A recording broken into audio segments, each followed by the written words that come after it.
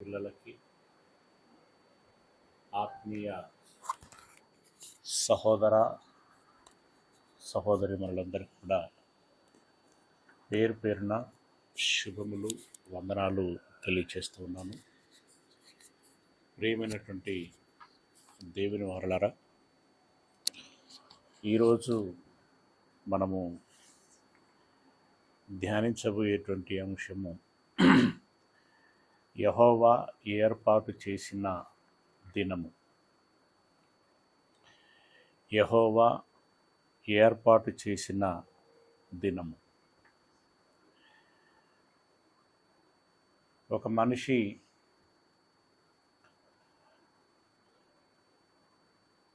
తన యొక్క జీవిత కాలానికి సంబంధించి,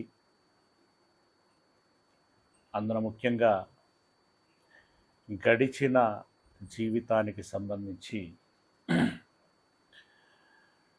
తాను బయో ఆటోగ్రఫీ రాసుకోవటము జరుగుతుంది.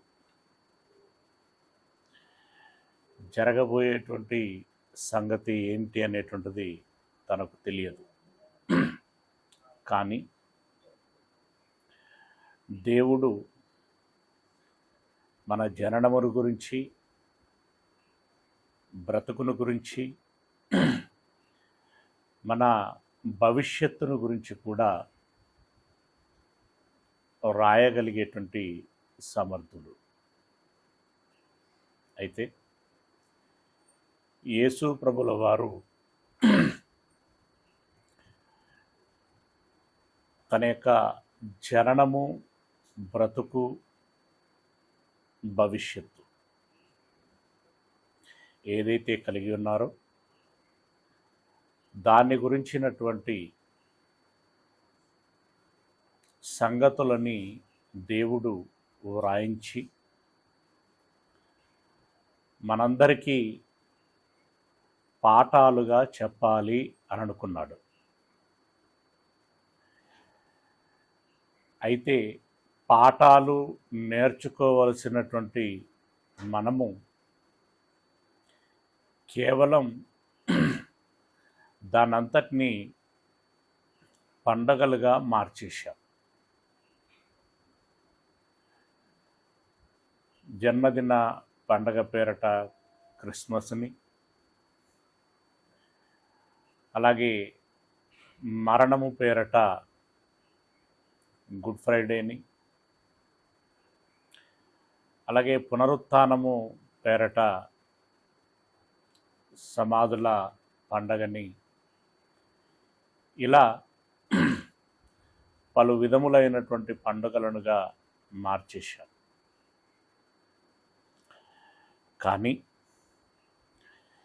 దేవుడు యేసుక్రీస్తుల వారి యొక్క జీవితాన్ని మనకొక పాఠంగా బోధించి, అందున మనలందరినీ ఆత్మీయంగా సిద్ధపరచుటకై తనదైనటువంటి ప్రయత్నం ప్రారంభము నుండి చేస్తూ వచ్చాడు. అందులో భాగంగా యెహోవా ఏర్పాటు చేసిన దినము ఏమిటి? బైబిల్లో మనకు పలుమార్లు యెహోవా దినము, ప్రభువు దినము, యెహోవా ఏర్పాటు చేసిన దినము అని పదాలు మనకి కనబడుతూ ఉంటాయి. ఏమిటి ఆ యెహోవా ఏర్పాటు చేసినటువంటి దినము? దాని గురించినటువంటి పూర్వపరాలని తెలుసుకునేటువంటి ప్రయత్నం చేద్దాం. అందరూ వీడియోలని మ్యూట్లో పెట్టుకున్నారు. దయచేసి మీ వీడియోలని ఆన్ చేయవలసిందిగా మనం చేస్తున్నాను. కీర్తనల గ్రంథము 118వ అధ్యాయము కీర్తనలు గ్రంథము 118వ అధ్యాయము 22వ వచనము నుండి చదువుకుందాం. కీర్తనలు గ్రంథము 118వ అధ్యాయము 22వ వచనం నుండి. ఇల్లు కట్టువారు నిషేధించిన రాయి మూలకు తలరాయి ఆయను అని అన్నారు. ఇల్లు ఏ ఇల్లు? కట్టువారు ఎవరు? నిషేధించిన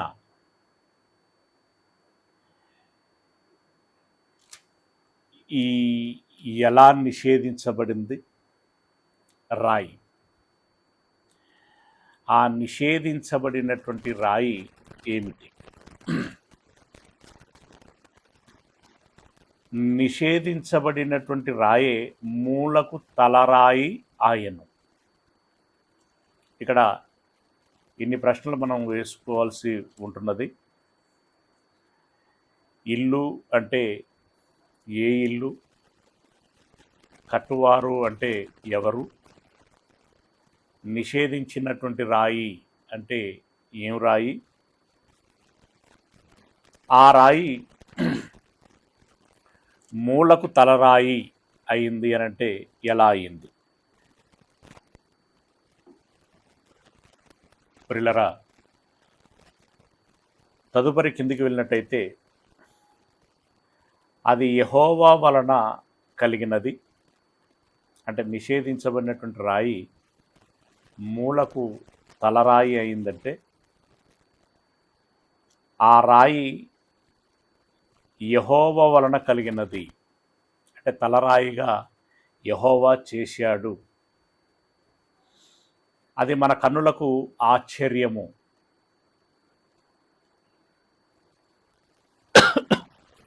నిషేధిస్తే ఎందుకు నిషేధించారు? నిషేధించబడినటువంటిదే తలరాయి ఎలా అయింది? అందులో మనకు కలిగేటువంటి ఆశ్చర్యము ఏమిటి? తదుపరి, ఇది యెహోవా ఏర్పాటు చేసినటువంటి దినము. అంటే నిషేధించినటువంటి రాయే మూలకు తలరాయిగా పెట్టబడటము అనేటువంటిది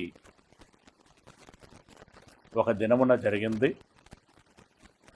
ఆ దినాన్ని ప్రత్యేకముగా దేవుడు ఏర్పాటు చేశాడు అని అంటున్నాడు. యెహోవా ఏర్పాటు చేశాడు. దీని యందు మనము ఉత్సహించి సంతోషించెదము. దీని యందు మనము ఉత్సహించి సంతోషించెదము. దేని యందు? నిషేధించబడగా అదే ముఖ్యమైన మూలరాయిగా పెట్టబడినటువంటి దాని యందు సంతోషించెదము. దీని గురించినటువంటి సంగతులు మనము ఇదివరకు ఎంతో కొంత ఏదో ఒక సందర్భంలో ఏదో ఒక పాఠంలో విని ఎరిగినటువంటి వారము కాబట్టి కొంతగా మనకంతగా ఆశ్చర్యము అనిపించదు. కానీ వాస్తవానికి మీరు ఒకసారి ఇమాజినేషన్ చేసుకోండి. మాకు ఇదివరకు ఏమీ తెలియదు అనేటువంటి దృష్టితో దాన్ని ఆలోచించి చూడండి. ఎక్కడి రాయి? ఏ ఇల్లు? ఎవరు కట్టాలనుకున్నారు? ఎందుకు వద్దనుకున్నారు? వద్దనుకున్నటువంటి దాన్నే దేవుడు ఎందుకు పెట్టాడు? అందులో నిజంగా అలా జరిగితే ఆశ్చర్యపడాల్సినటువంటి గొప్ప విషయం ఏమున్నది? దాన్ని ప్రత్యేకంగా ఒక దినమున జరగాలని దేవుడు నిర్ణయించటం ఏమిటి? ఇలాంటి ప్రశ్నలు. అందులో మరలా మనం ఉత్సహించదగినటువంటి సంగతులు ఏమున్నవి? ఇలా పలు విధములైనటువంటి ప్రశ్నలు మనకి కలుగుతాయి. అయితే ఈ మాట భక్తుడి ద్వారా ఇవ్వబడినటువంటి ఒక ప్రవచనం. దావీదు భక్తుడు రాసినటువంటి ప్రవచనము ఎప్పుడు ఏ విధంగా నెరవేరింది అనేటువంటి సంగతిని మనము చూసినట్లయితే, మత్తయి సువార్త 21వ అధ్యాయము, మత్తయి సువార్త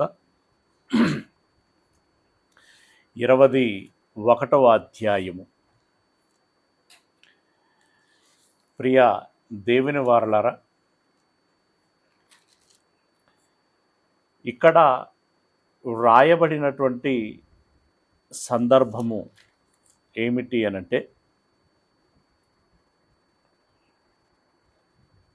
ఒక యజమానుడు ఒక ద్రాక్ష తోట నాటించి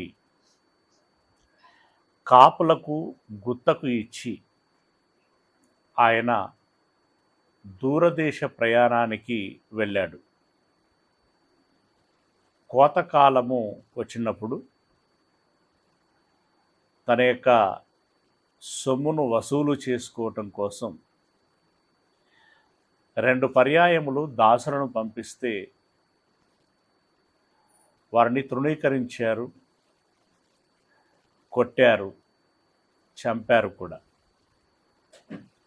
ఆ తదుపరి తన కుమారుణ్ణి పంపిస్తే గౌరవించి సొమ్మును ఇస్తారని భావించి ఆ యజమానుడు తన కుమారుణ్ణి పంపిస్తే, ఆ కాపులు ఏమని ఆలోచన చేసుకున్నారు అనంటే, వీడు వారసుడు కదా, కుమారుడు, వీణ్ణి చంపేసినట్లయితే ఇక మనల్ని ఎప్పుడూ ఎవరు అడగరు అని ఆ కుమారుణ్ణి చంపేశారట.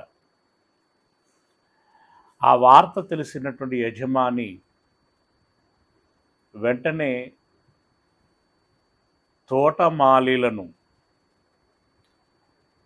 శిక్షించును కదా, అంటే వారిని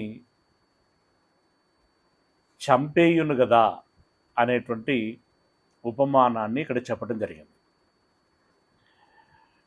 ఇంతకీ ఇక్కడ తోట యజమాని ఎవరు అనంటే దేవుడు. తోట ఏంటి అనంటే జనము. దాసులు ఎవరు అనంటే ముందు ఉన్నటువంటి ప్రవక్తలు. వారసుడు ఎవరు అనంటే యేసు ప్రభుల వారు. ఈ సంగతిని చెప్పి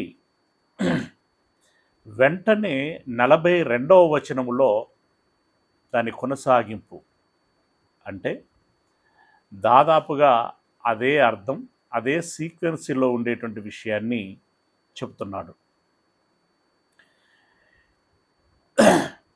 యేసు వారిని చూచి, ఇల్లు కట్టువారు నిషేధించిన రాయి మూలకు తలరాయి ఆయను అని అన్నాడు.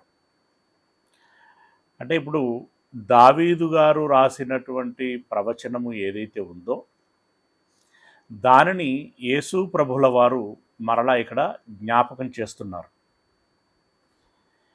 మూలకు తలరాయి ఆయను, ఇది ప్రభువు వలననే కలిగెను, ఇది మన కన్నులకు ఆశ్చర్యము అను మాట మీరు లేఖనములలో ఎన్నడూను చదవలేదా? కాబట్టి దేవుని రాజ్యము మీ యొద్ద నుండి తొలగింపబడి దాని ఫలమిచ్చు జనులకు ఇయ్యబడునని మీతో చెప్పుచున్నాను.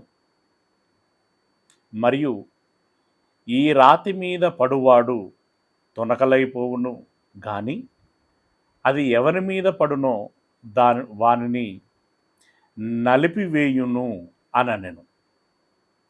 ప్రధాన యాజకులను పరిసయ్యులను ఆయన చెప్పిన ఉపమానములను విని తమ్మును గూర్చియే చెప్పనని గ్రహించి ఆయనను పట్టుకొన్న సమయము చూచుచుండిరి. గాని జనులందరూ ఆయనను ప్రవక్తయని ఎంచిరి గనుక వారికి భయపడిరి. ప్రియ దేవుని వారలారా, ఈ సందర్భం అంతా కూడా యేసు ప్రభుల వారు దేవాలయములో బోధిస్తున్నప్పుడు ఈ పరిసయ్యులు మిగిలినటువంటి జనులందరూ వచ్చి,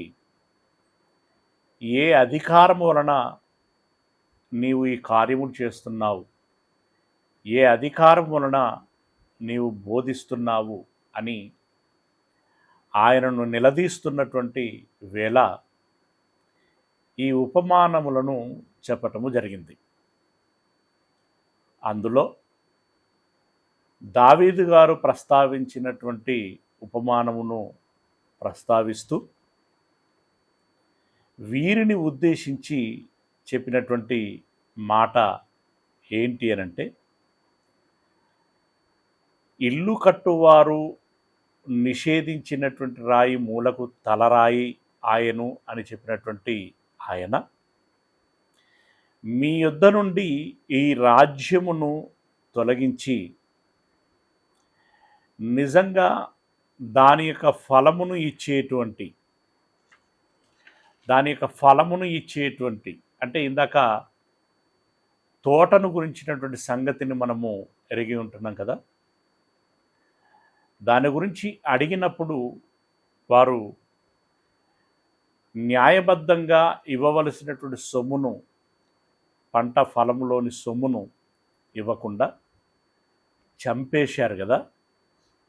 అయితే ఈసారి మీ యొద్ద నుండి తీసివేయబడి న్యాయంగా ఎవరైతే ఆ సొమ్ము ఇస్తారో వారికి ఇవ్వబడును అనని వెంటనే ఏమన్నాడు అనంటే, ఏ రాయిని గురించి అయితే మీరు అభ్యంతరపడుచున్నారో ఆ రాయి మీద మీరు పడినట్లయితే, అంటే ఇప్పుడు విరుచుకుపడటమే కదా, ఆయన ఎక్కడికి వెళితే అక్కడికి వెళ్ళి అటకాయించటము, ఎందుకు ఇలా బోధిస్తున్నావు అని అడగటం, ఎవరు నీకు ఈ అధికారం ఇచ్చారు అని చెప్పి నిలదీయటం, ఇలాంటివి చేస్తున్నారు కదా. దాన్ని ఇక్కడ ఏమన్నాడు అంటే రాయి మీద పడటము అని అన్నాడు. ఎవరైతే రాయి మీద పడతారో వారు తునకలైపోతారు, అంటే ముక్కలైపోతారు అని అన్నాడు. అదే ఆ రాయి మీ మీద పడినట్లయితే మీరు నలిగిపోతారు. ఇక్కడ తన మాటల్లో చెప్పినటువంటి మాట ఏంటంటే నలిచివేయును అని అన్నాడు. అంటే నలిగిపోతారు, అంటే మనం పచ్చడి అయిపోయారు అని అంటుంటాం కదా, ఆ రకంగా అంత ప్రమాదకరము అని చెప్పి తాను చెప్పినప్పుడు వారు అప్పుడు గ్రహించగలిగారు, ఈ ఉపమానములన్నీ కూడా మనలను ఉద్దేశించే ఇతడు చెప్పుచున్నాడు అని మరింత కోపగ్రస్తులై ఆయనను పట్టుకొని చంప చూశారు. కానీ ఆయనను వెంబడించేటువంటి జనులు ఆయనను ప్రవక్త అని చాలామంది నమ్ముచు అక్కడ ఉన్నారు కాబట్టి ఆ జనులకు భయపడి అప్పటికి ఏమీ చేయలేక ఆయనను విడిచిపెట్టి వారక్కడి నుండి వెళ్ళిపోవటము జరిగింది. ఇక్కడ మరలా దావీదు గారు చెప్పినటువంటి ప్రవచనాన్ని జ్ఞాపకం చేస్తూ కొంత పరోక్షమైనటువంటి సమాచారాన్ని ఇవ్వటము జరిగింది. కానీ పూర్తి సమాచారము ఇక్కడ కూడా మనకు రాలేదు. దాన్ని ప్రస్తావించాడే తప్ప దాని భావమేమిటో విడమరిచి చెప్పబడలేదు. సాధారణంగా చాలా చోట్ల యేసు ప్రభుల వారు బోధించినటువంటి ఉపమానములు విన్నటువంటి వారికి అంత తేలికగా వెంటనే అర్థమయ్యేటువంటివి కావు. ఎందుకలా బోధిస్తున్నావు అయ్యానంటే శిష్యులు అడిగినప్పుడు దానికి గల కారణం ఏంటి అనేటువంటిది ఆయన చెప్పాడు. గతంలో మీకు కూడా చెప్పాను. అయితే దీని భావం ఏమిటి అని తదనంతరము శిష్యులు అడిగి ఉంటారు, ఆయన చెప్పి ఉంటాడు, వారు ఎరిగి ఉంటారు. ఎరిగి ఉన్నారు గనుక ఆ శిష్యులు అపోస్తలులుగా బోధించినటువంటి కాలంలో దాన్ని విడమరుస్తూ ఉన్నారు. ఏంటి అని మనం చూసినట్లయితే అపోస్తలుల కార్యములు 4వ అధ్యాయం. అపోస్తలుల కార్యములు 4వ అధ్యాయము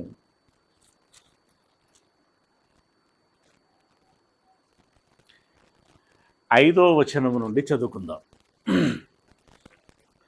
అపోస్తలుల కార్యములు 4వ అధ్యాయము 5వ వచనము నుండి. మరునాడు వారి అధికారులను, పెద్దలను, శాస్త్రులను యెరూషలేములో కూడుకొనిరి. యాక్చువల్గా ఈ సందర్భము కూడా ఏమిటి అని మనం గమనించినట్టయితే పేతురు, యోహానులు శృంగారం అనేటువంటి ఒక దేవాలయమునకు వెళ్ళినప్పుడు అక్కడ ఒక కుంటివాడు తారసపడతాడు. ఆ కుంటివానికి స్వస్థత చేశారు. ఆ స్వస్థత కాస్త సంచలనమైంది. జనాలలో దాని గురించినటువంటి వార్త ఒక్కసారిగా గుప్పుమన్నప్పుడు యథావిధిగా ఆ పరిసయ్యులకి, మిగిలినటువంటి వారికి ఒక రకంగా యేసుక్రీస్తుల వారి పట్ల ఒకనాడు ఏ రకంగానైతే వారు ద్వేషం పెంచుకొని, అసూయ పెంచుకొని చంపేశారో అలాంటి అసూయే, అంటే ఏ యేసునైతే చంపి పీడ విరగడైపోయింది అని అనుకున్నారో ఆ యేసును గురించినటువంటి సువార్త ఈ అపోస్తలులు దృఢంగా ప్రకటిస్తూ ఆ యేసు పేరటనే ఈ కార్యములు చేస్తున్నాము అని చెప్పినప్పుడు విరగడైపోయిందనుకున్నటువంటి ఆ పీడ మరలా పిడుగుల వారి మీద పడుచున్నప్పుడు మరలా వారిలో కోపోద్రేకములు పెరగటం జరిగింది. అందులో భాగంగా ఈ పేతురు, యోహానులని పిలిపించి ఈ పెద్దలందరూ కూడా వారితో మాట్లాడుచున్నారు. పెద్దలను, శాస్త్రులను యెరూషలేములో కూడుకొనిరి. ప్రధాన యాజకుడైన అన్నయు, కయపయు. ఈ పేర్లు చాలా ప్రాముఖ్యం. ఎందుకు ప్రాముఖ్యం అంటే ప్రధాన యాజకులు వీళ్ళు. ఆ రోజుల్లో ప్రధాన యాజకులకి విశేషమైనటువంటి గౌరవం ఉండేది, అధికారాలు కూడా ఉండేవి. ఈ అన్న, కయపలు యేసు ప్రభుల వారిని శిక్ష విధించటంలో కీలక భూమిక పోషించినటువంటి వారు.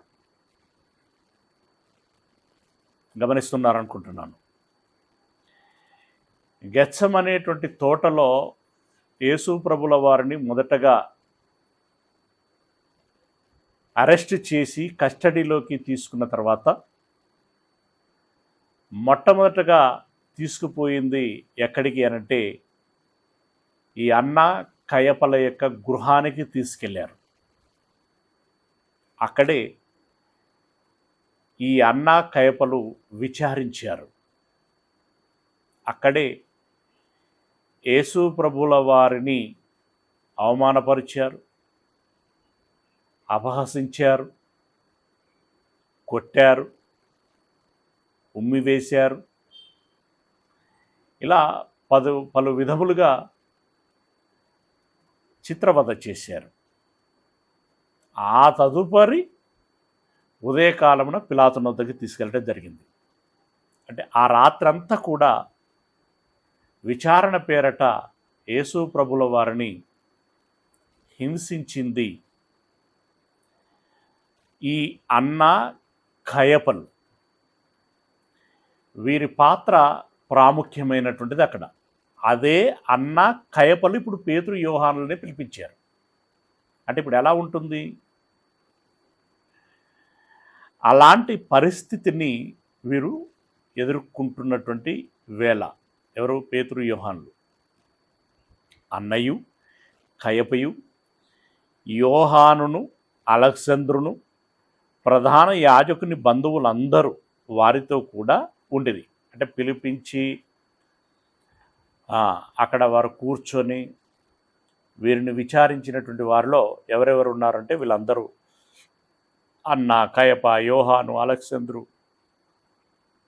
ఈ ప్రధాన యాజకుని బంధువులు వీళ్ళందరూ అక్కడ కూర్చున్నారు. వారు పేతురును యోహానును మధ్యన నిలవబెట్టి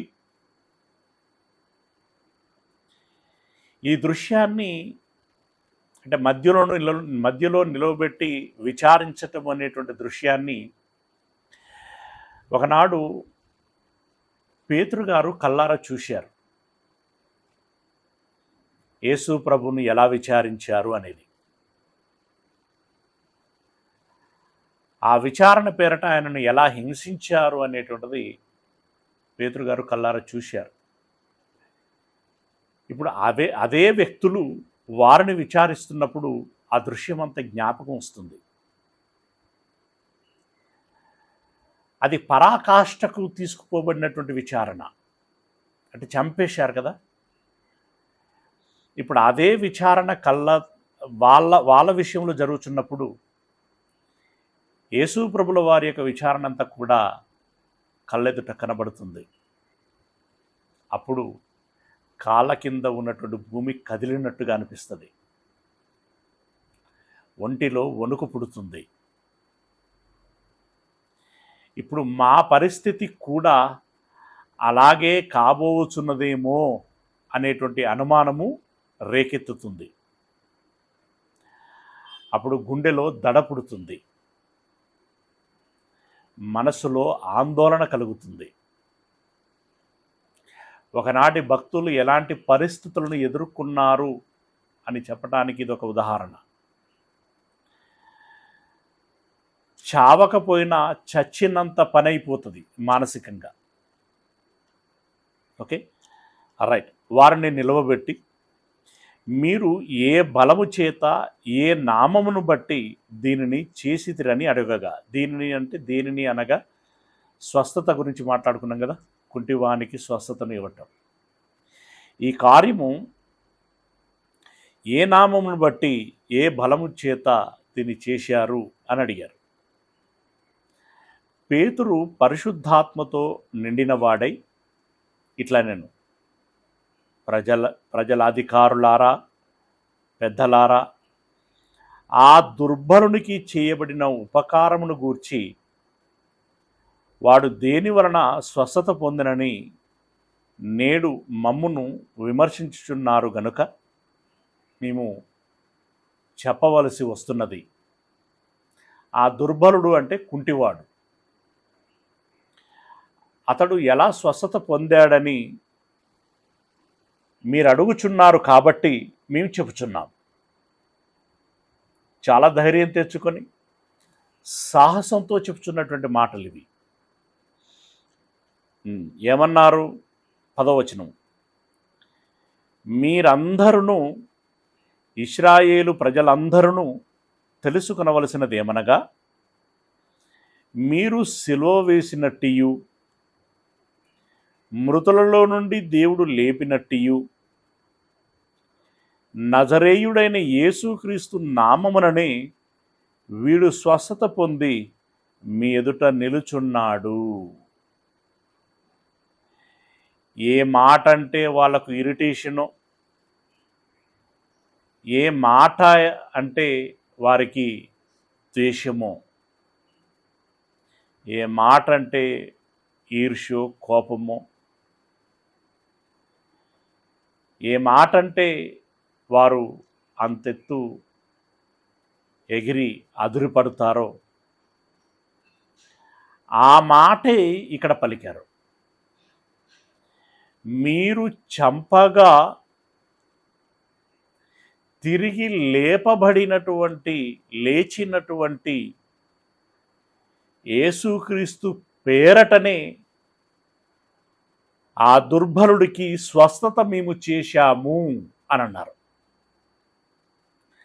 ఇప్పుడు వారి కోపము నశాలానికి అంటుతుంది కదా, వారి కోపము నశాలానికి అంటుతుంది. అయినా వారు నెరవక బెదరక చెప్పవలసినటువంటి సంగతులని ముక్కుసూటిగా కుండ బద్దలు కొట్టినట్లుగా చెప్పేస్తున్నారు. యేసు నామముననే వీనికి స్వస్థత చేశాము, వీడు స్వస్థత పొంది మీ కళ్ళ ముందు కనబడుచున్నాడు. మీకు తెలుసు, వాడు జన్మించినది మొదలుకొని కుంటివాడుగా దేవాలయము మెట్ల యొద్ద కూర్చుంటున్నాడు. అనేక సార్లు మీరు అతన్ని ఎరుగుదురు. అలాంటి కుంటివాడు ఈరోజు లేచి నడుస్తున్నాడు, మీ కళ్ళ ముందు కనబడుచున్న సాక్ష్యం అది. వాడికి ఆ స్వస్థత ఎలా వచ్చిందంటే, ఏ బలము చేత ఎవరి పేరట మేము చేశామనంటే, మీరు చంపగా తిరిగి లేచినటువంటి యేసయ్య పేరటనే దీన్ని చేశాము అని చెప్పి వారు బలంగా చాటారు. వెంటనే ఇంకొక మాట ఇక్కడ ప్రస్తావిస్తున్నారు. ఏమని? దావీదు గారు ఏ ప్రవచనమైతే చెప్పారో, యేసు ప్రభుల వారు ఏ విషయాన్నైతే మరలా ఎత్తి మాట్లాడారో అదే విషయాన్ని ఇక్కడ శిష్యులు మాట్లాడుతున్నారు. ఇల్లు కట్టువారైన మీరు అని అన్నాడు. ఇప్పుడు కొంత వివరణ వస్తున్నది. ఇల్లు అనంటే దేవుని ఇల్లు అనగా సంఘం, దైవ సమాజం. సమాజమును కట్టవలసింది ఎవరు అనంటే యాజకులు, శాస్త్రులు, పెద్దలు. సమాజం అనేటువంటి దేవుని యొక్క ఇల్లును కట్టవలసినటువంటి మీరే, అంటే పెద్దలైనటువంటి మీరు తృణీకరించినటువంటి రాయి. అంటే దేవుని ఇంటి నిర్మాణానికి రాళ్ళు కావాలి. అంటే దేవుని పిల్లలు, భక్తులు అనేటువంటి రాళ్ళు. ఆ రాళ్లను పేర్చవలసినటువంటి మీరు మొట్టమొదటగా యేసు అనేటువంటి రాయిని చూసి ఇది పనికి రాదు అని తృణీకరించారు. అంటే చంపేశారు, మీరు కాదని పడేశారు. ఇల్లు కట్టువారైన మీరు అంటే కట్టవలసినటువంటి వారు ఎవరయ్యానంటే ఇక్కడ ఈ యూదులు. ఓకే, మీరు తృణీకరించిన ఆయనే, తృణీకరించిన రాయి ఎవరో కాదు. దావీదు గారు చెప్పింది ఎవరిని ఉద్దేశించి కాదు, మిమ్మల్ని ఉద్దేశించే. యేసు ప్రభుల వారు చెప్పింది ఎవరిని ఉద్దేశించే కాదు, మిమ్మల్ని ఉద్దేశించే. మీరప్పుడు ఎరిగారు ఇది మనల్ని ఉద్దేశించే మాట్లాడాడు అని మీరు అన్నారే కానీ, అనుకున్నారే కానీ దాని గురించి పూర్వాలోచనలు చేయటానికి ప్రయత్నం చేసినటువంటి వారు కాదు. ఈ విషయంలో మనం తప్పు చేస్తున్నామా, ఒప్పు చేస్తున్నామా అని చెప్పి ఆలోచించుకున్నటువంటి వారు కాదు మీరు. ఇల్లు కట్టువారైన మీరు తృణీకరించిన రాయి ఆయనే, ఆ రాయి మూలకు తలరాయి ఆయను. అంటే మీరు ఏ రాయి పనికి రాదని పక్కకు పెట్టేశారో ఆ రాయే ముఖ్యమైన మూలకు తలరాయి ఆయను. మూలకు తలరాయి ఆయను అని అంటే ఒక ఇంటి, ఒక గృహ, ఇంకేదైనా నిర్మాణములో ముందు పునాది అనేటువంటిది ఒకటి వేస్తారు. ఆ పునాది మంచి ముఖం ఉన్నటువంటి రాయిని ఒకదాన్ని ముందుగా ఒక మూలన పెట్టి దాని అనుసరించి మెట్న చూసి, అంటే కరెక్ట్గా ఒక ఎల్ షేప్ వచ్చేటువంటి విధంగా ఆ రాయిని మెట్నాతో పెట్టి ఆ రాయిని అనుసరించే మిగిలిన రాళ్లను పెట్టడము జరుగుతుంది. అంటే పునాదిలో మొట్టమొదటగా వేసేటువంటి ఆ వరుసకి ముఖ్యమైనటువంటి రాయిగా దాన్ని ఎంచటం జరుగుతుంది. అలాంటి రాయినిగా, అంటే అసలు నిర్మాణానికి అసలు పనికే రాదు అని పక్కకు పడేసినటువంటి చంపి పడేసినటువంటి ఆ రాయిని దేవుడు నో ఇదే తలరాయిగా పనికొస్తుంది, ఇదే మూలరాయిగా పనికొస్తుంది, ఈ రాయి ఉంటేనే మిగిలిన రాళ్లను పెట్టగలుగుతాం, ఈ రాయి ఉంటేనే ఈ నిర్మాణము చక్కగా బలంగా ఉంటుంది అని చెప్పి వీరు పడేసిన రాయిని దేవుడు పెట్టాడు. వద్దనుకున్నటువంటి రాయిని దేవుడు మరీ ముచ్చటపడి ఏరి కోరుకొని ఆ రాయినే మూలకు తలరాయిగా పెట్టాడు అనంటే ఆ రాయి విలువెంత, ఆ రాయి గొప్పతనం ఎంత, ఆ రాయికి ఉన్నటువంటి బలం ఎంత, ఆ రాయికి ఉన్నటువంటి శ్రేష్టత ఎంత, ఈ బలాన్ని, ఈ గొప్పతనాన్ని, ఈ శ్రేష్టతని దేవుడు ఎరిగి ఉంటున్నాడే కానీ తృణీకరించినటువంటి వారు ఎరగకపోయి ఉన్నారు. వారెందుకు ఎరగలేదు అనంటే కళ్ళున్నా చూడలేనటువంటి కబోదులు వాళ్ళు, చెవులున్నా వినలేనటువంటి చెవిటివారు వాళ్ళు, నోరు ఉన్నా మాట్లాడవలసినటువంటి విషయంలో మాట్లాడకూడనటువంటి విషయాల్లో మాట్లాడి ప్రజలను రెచ్చగొట్టి గుంపు చేసి కేకలు పెట్టించి చంపటానికి వాడుకున్నటువంటి స్వరాలు అవి, నోరులు అవి. పిల్లరా, అయితే వాళ్ళు గ్రహించకపోవటం, దేవుడు దాన్నే కావాలని కోరుకొని పెట్టడం అనేటువంటిది నిజంగా ఆశ్చర్యం. వాళ్ళు గ్రహించకపోవటం ఆశ్చర్యమే. తృణీకరించినటువంటి దానిని తీసుకొచ్చి దేవుడు ముఖ్యమైనటువంటి రాయిగా పెట్టడం అనేటువంటిది నిజానికి ఆశ్చర్యం. ఆ మాట ఇక్కడ ప్రస్తావన చేస్తున్నారు. ఇల్లు కట్టువారైన మీరు తృణీకరించిన రాయి ఆయనే, ఆ రాయి మూలకు తలరాయి ఆయను. మరి ఎవని వలన రక్షణ కలగదు అంటే మీరు వద్దనుకున్నట్టు రాయే మూలకు తలరాయి, ఇదే దిక్కు, ఇదే మీకు దిక్కు. ఈ రాయి లేకుండా మీరు ఇల్లు కట్టలేరు కట్టలేరు.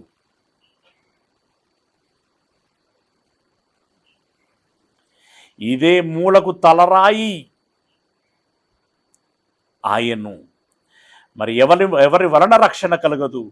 ఈ నామముననే మనకు మనము రక్షణ పొందవలను. కానీ ఆకాశము క్రింద మనుషులలో ఇయ్యబడినటువంటి మరి ఏ నామమున రక్షణ పొందలేము అని కుండబద్దలు కొట్టినట్టుగా వాళ్ళు చెప్పేశారు.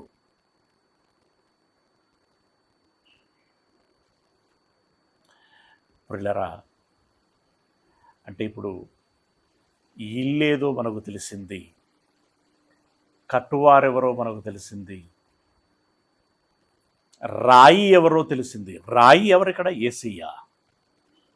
వారి తృణీకరించటం అనంటే ఏంటో మనకు తెలుసు. వడ్లవాని కుమారుడమైనటువంటి నీవా మాకు బోధించేది అని అన్నారు.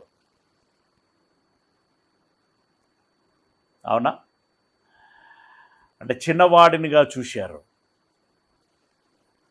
మేము గొప్పవారమని వారిని వారు హెచ్చించుకున్నారు, గర్వపడ్డారు. ప్రియులారా, అయితే దేవుడు ఒక యేసుక్రీస్తుల వారిని గురించి ఒక ప్రవచనం ఇచ్చి ఆ ప్రవచనాన్ని ఈ విధంగా నెరవేరుస్తూ వచ్చాడు. ఓకే, అయితే ఇదంతా కూడా యెహోవా ఏర్పాటు చేసిన దినము అని అన్నాడు.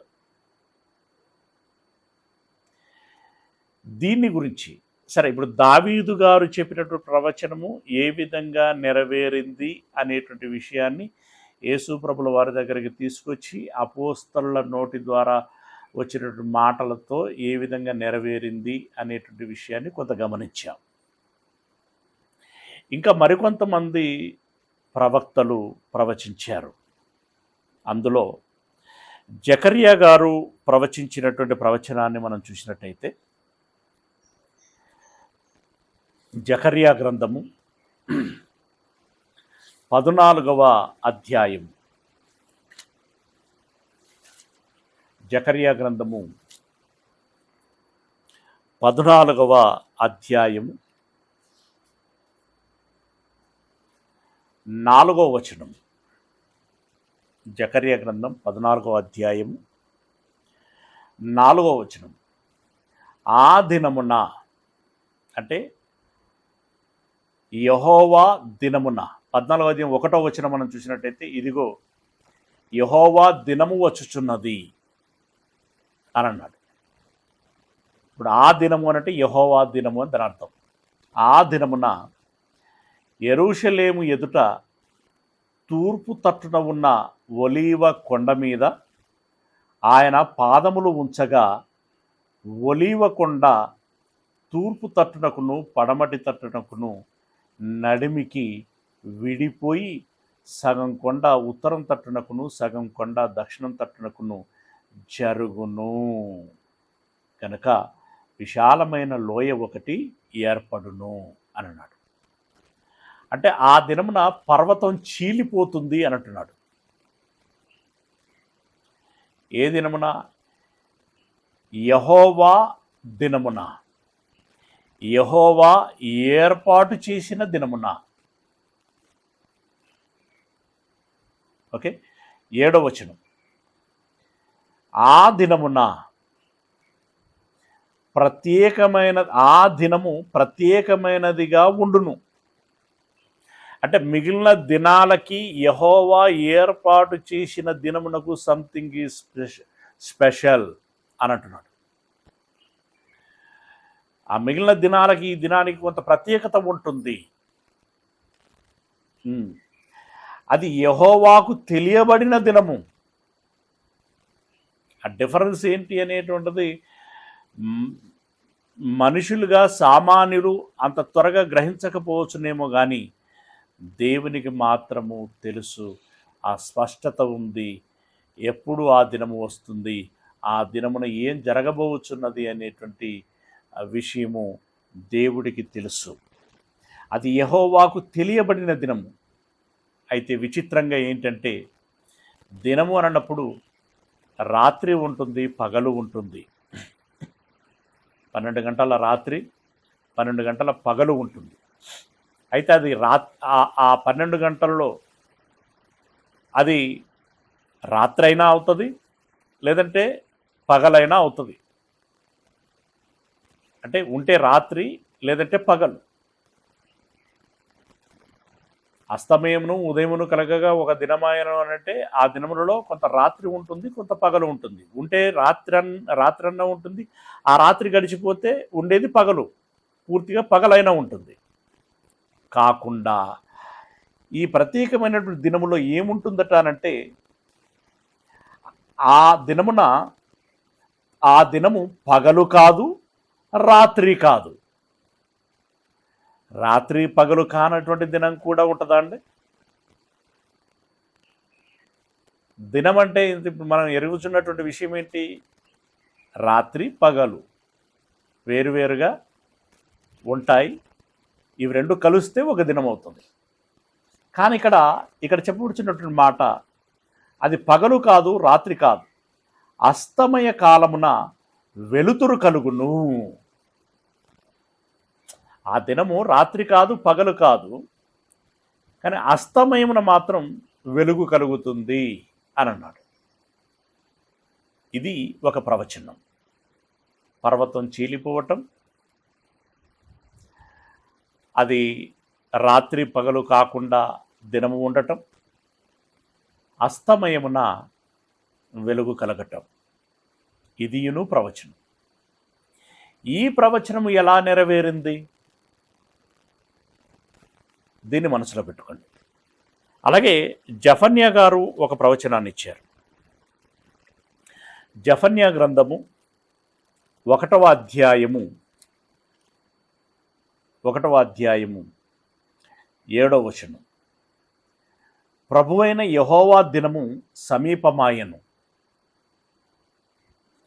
ఇవన్నీ కూడా దేవుడు ఏర్పాటు చేసినటువంటి దినమును ఉద్దేశించబడుతున్నటువంటి మాటలు. ప్రభువైన యెహోవా దినము సమీపమాయెను. ఆయన బలి ఒకటి సిద్ధపరిచి ఉన్నాడు. తాను పిలిచిన వారిని ఆయన ప్రతిష్ఠించి ఉన్నాడు. యెహోవా సన్నిధిని మౌనముగా ఉండుడి. అంటే యెహోవా దినమున దేవుడు బలి ఒకటిని ఏర్పాటు చేసి ఉన్నాడట. అంటే యెహోవా దినమున బలి జరుగుతుంది అని అన్నాడు. అంటే ఇప్పుడు 3 విషయాలు ప్రత్యేకంగా గమనిస్తున్నాం. యెహోవా దినమున పర్వతం చీలిపోతుంది, యెహోవా దినమున అది పగలు రాత్రులు కానటువంటి దినంగా ఉంటుంది, యెహోవా దినమున బలి ఒకటి జరుగుతుంది అని అన్నాడు. ఇప్పుడు ఇవన్నీ గమనిస్తున్నప్పుడు ఆటోమేటిక్గా మనకు క్లిక్ అయిపోతుంది, ఇది ఏ దినమును సూచిస్తున్నది అని. మేబీ మీ అందరికీ తెలిసిపోయింది అనుకుంటున్నాను. ఎందుకంటే అనేక లేఖనాల అనుభవాలు మనకు ఆల్రెడీ ఉన్నాయి కాబట్టి. లేనటువంటి వారి మాత్రం ఇది ఆశ్చర్యం అండి. ఉన్న మనకు కూడా మరలా ఆలోచించుకుంటున్నప్పుడు ఇది ఎలాంటి ఏర్పాటు, ఎంత గొప్ప ఏర్పాటు, ఇది దీంట్లో దేవుని ప్రణాళిక ఎలా ఉంది, ఎలా జరిగించగలిగాడు అనేటువంటి విషయము మనకు ఆశ్చర్యం కలిగించేదే. యేసు ప్రభుల వారికి ఉన్నటువంటి విశిష్టత, గొప్పతనము ఏంటి, ఎంత గొప్పది అనేటువంటి విషయాన్ని ఆలోచించినప్పుడు అది ఆశ్చర్యమే. దేవుడు ఎంత చక్కగా ప్రణాళికాబద్ధంగా దాన్ని జరిగించాడు అనేటువంటిది ఆశ్చర్యమే. నిజంగా ఇంత గొప్ప వ్యక్తి అయినటువంటి యేసు ప్రభుల వారిని వారు గుర్తించకపోవటం, కనీసం దానికి విలువనివ్వకపోవటం, ఇది బొత్తిగా పనికిరాదు అని పారేయటం, అది కూడా మనకి ఆశ్చర్యాన్ని కలిగించేటువంటి విషయమే. అవునా? రైట్. ఇప్పుడు జకర్యా గారు ప్రవచించిన ప్రవచనము, జఫన్యా గారు ప్రవచించిన ప్రవచనము ఎలా నెరవేరుచున్నది అని మీరు గమనించినట్లయితే, ఆలోచించగలిగినట్లయితే, మత్తయి సువార్త 27వ అధ్యాయము, మత్తయి సువార్త 27వ అధ్యాయము 45వ వచనము. మత్తయి సువార్త 27వ అధ్యాయము 45వ వచనం. ఇది సిలువ వేయబడిన ఘట్టం. సిలువ వేయబడుచున్న ఘట్టం. యేసు ప్రభుల వారు ఒకనాడు సిలువ వేయబడ్డారు కదా. ఆ సిలువ వేయబడినటువంటి సమయమున ఏం జరిగింది అని తెలియచేసేటువంటి విషయం. మధ్యాహ్నము మొదలుకొని 3 గంటల వరకు ఆ దేశమంతటను చీకటి కమ్మెను అని అన్నాడు. అంటే యేసయ్యను సిలువ వేశారు ఉదయం 9 గంటలకి. ఓకే, ఆయన 3 గంటలకి మరణించాడు. ఈ సమయం అంతా కూడా చీకటి కమ్మిందట.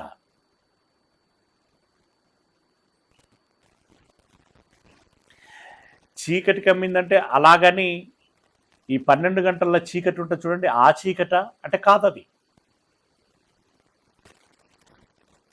రాత్రి అనే చీకటి కాదది. అది ప్రత్యేకంగా వచ్చినటువంటి చీకటి. చీకటిలో ఉన్నారు. దీన్ని పగలందామనంటే వెలుగు లేదు. పోనీ దీన్ని పగలందాం, చీకటి ఉన్నది కదా, దీన్ని మరి విశ్రాంతి తీసుకునేటువంటి 12 గంటల రాత్రి అందామంటే ఆ రాత్రి కాదు అది. అలాగని వెలుగు అందామనంటే వెలుగు లేదు. అదే జకరియా గారు చెప్పినటువంటి మాట. యెహోవా ఏర్పాటు చేసిన దినమున అది పగలు కాకుండా రాత్రి కాకుండా ఒక ప్రత్యేకమైనటువంటిదిగా ఉంటుంది. దేశమంతటా చీకటి కమ్మెను.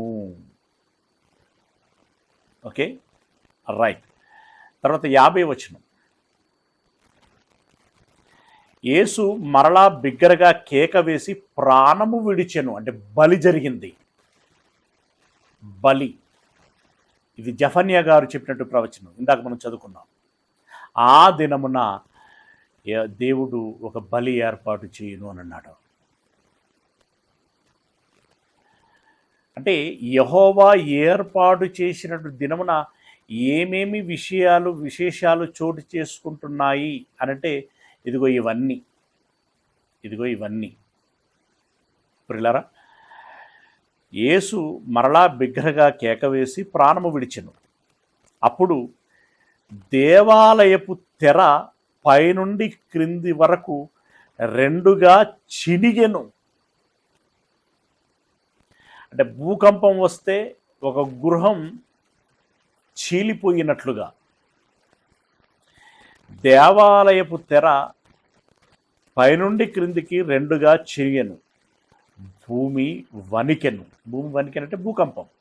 భూమి వణికెను. బండలు బద్దలాయను. అంటే ఆ దేవాలయం ఉన్నటువంటి పర్వతము, ఆ పర్వతము చీలిపోయింది. బద్దలైపోయిందంటే 2 ముక్కలైపోయింది, చీలిపోయింది. ఇప్పుడు యెహోవా ఏర్పాటు చేసిన దినము ఏది అనంటే, యెహోవా ఏర్పాటు చేసిన దినం యేసు ప్రభుల వారిని బలి చేసిన దినం. ఎందుకు దేవుడే దీన్ని ఎందుకు ఏర్పాటు చేశాడు అనంటే, యేసయ్య మరణిస్తే లోకానికి రక్షణ అనేటువంటి ఒక ప్రాప్తి అనుగ్రహించబడుతుంది. లోకాన్ని రక్షించటము కోసము ఒక దినాన్ని ఏర్పాటు చేశాడు, ఒక వ్యక్తిని ఏర్పాటు చేశాడు. ఆ దినమున ఆ వ్యక్తి అయినటువంటి యేసయ్యని బలి చేశాడు. తన కుమారుని బలిచ్చాడు. ఆ దినమున ఇదిగో ఈ విధంగా బండలు బద్దలయ్యాయి. దేవాలయము చిరిగిపోయింది. అది రాత్రి పగలు కాకుండా పోయింది. ఆ దినమున వీరు కాదని నిషేధించినటువంటి రాయే ఏం జరిగింది అంటే, వీరెవరినైతే చంపేశారో ఆ వ్యక్తి మరణము మూలముగానే లోకానికి రక్షణ వచ్చేటట్లుగా చేశాడు దేవుడు. వాళ్ళ దృష్టిలోనేమో ఇది చంపేసి పీడ విరగడ చేసుకుంటున్నామనేటువంటిది వాళ్ళ దృష్టి. కానీ ఆ చావుతోటే లోకానికి జీవం పోస్తున్నాడు యెహోవా, లోకానికి రక్షణ ఇస్తున్నాడు యెహోవా. అందుకే అది ముఖ్యమైనటువంటి దినము. వాళ్ళు కాదు అని తృణీకరించినటువంటి ఆ వ్యక్తినితోటే అసలు సిసలైన రక్షణ ఇతని ద్వారానే వస్తుంది. ఆకాశము క్రింద ఉన్నటువంటి మరి ఏ నామమున రక్షణ రాదు, యేసుక్రీస్తు నామంలోనే రక్షణ వస్తుందని ఏర్పాటు చేయబడినటువంటి దినము యెహోవా ఏర్పాటు చేసినటువంటి దినం. ప్రియులారా, మీకు విషయము అర్థమైంది అని అనుకుంటున్నాను. ఓకే, ప్రార్థన చేసుకుందాం. సర్వోన్నతుడైనటువంటి మా దేవుడా, మీ పాదాలకు వందనాలు చెల్లిస్తూ ఉన్నాం మా పరమ తండ్రి. మీ మాటలను ధ్యానించాం, మీ పిల్లలు విన్నారు, అర్థం చేసుకున్నారని భావిస్తున్నాను. విన్నటువంటి మీ పిల్లలందరినీ మీ జ్ఞాపకాలలో ఉంచుకోండి. వాక్యమును వారిలో భద్రపరచండి. వాక్యం ద్వారా ఏ ఫలితము ప్రయోజనము మా జీవితాలలో తోటివారి జీవితాలలో కలగాలో ఆ ప్రయోజనమును కలిగించమని వేడుకుంటున్నాం. వారి కుటుంబాలను మీరు జ్ఞాపకం చేసుకోండి. వారికి కావలసిన సకల మేలులని దయచేయమని వేడుకుంటున్నాం. దేవా, ఇది కుమారుడు రవి గారిని మీరు జ్ఞాపకం చేసుకోండి. తనకు కావలసినటువంటి మంచి స్వస్థతని మీరు అనుగ్రహించమని వేడుకుంటున్నాం. ఈ దినపు పనులలో మీరు తోడై ఉండండి. మమ్మల్ని అందరినీ మీ అందున భద్రపరచమని మీ చేతులకు అప్పగించుకుంటూ మీ ప్రియకుమారుడు ప్రభువునైనటువంటి క్రీస్తు యేసుల వారి మహిమగల పరిశుద్ధ నామమున ప్రార్థించి విన్నపించుకుంటున్నాం మా పరమ తండ్రి. ఆమేన్. మన కన్న తండ్రి అయినటువంటి దేవుని ప్రేమ, ప్రభు అయినటువంటి యేసుక్రీస్తు వారి యొక్క కృపారక్షణ, పరిశుద్ధాత్మీయ అన్యోన్య సహవాసము సహాయము ఈ మాటలు విన్నటువంటి మనందరికీ యేసు ప్రభుల వారు ఏ జనుల రక్షణ కోసమైతే మరణించారో ఆ రక్షణని మేమును పొందుకోవాలని ప్రయత్నం చేసేటువంటి ప్రతి బిడ్డకి తన ప్రయత్నం అంతటిలో ఎల్లకాలము తోడై ఉండును గాక. ఆమేన్.